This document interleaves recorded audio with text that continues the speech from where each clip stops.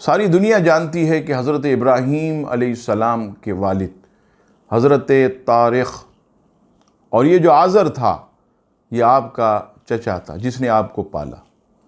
لیکن ہمارے غامدی صاحب جہاں چھکے چوکے لگاتے ہیں وہاں پر انہوں نے یہ بھی ایک چوکا لگایا اپنی کتاب میزان کے صفحہ نمبر 72 پر. آزر بت پرست جو بت تراش اور بت خراش تھا اس کو حضرت ابراہیم علیہ السلام کا والد بنا دی. میرے محترم ناظرین یاد رکھیے گا کہ آزر بت پرست یہ حضرت ابراہیم علیہ السلام کا والد نہ تھا بلکہ چچا تھا.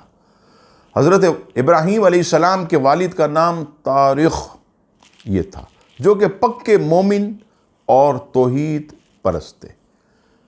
سب سے پہلی دلیل اس امت کے بہت بڑے محدث امام ابن حجر عسقلانی فتح الباری والیوم 6 پیج نمبر 388 پر لکھتے ہیں کہ حضرت ابراہیم علیہ السلام کے اصل والد کا نام طارق تھا.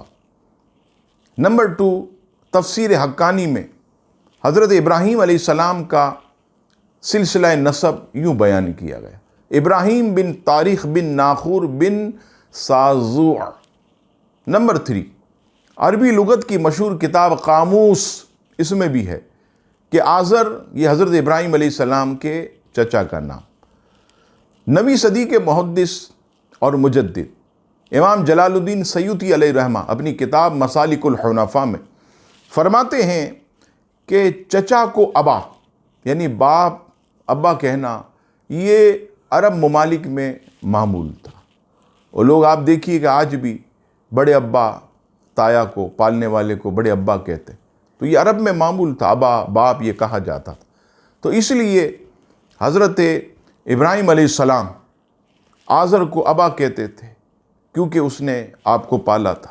والد گرامی ان کا تو پہلے ہی وصال ہو چکا تھا، تو یہ عرب میں معمول تھا.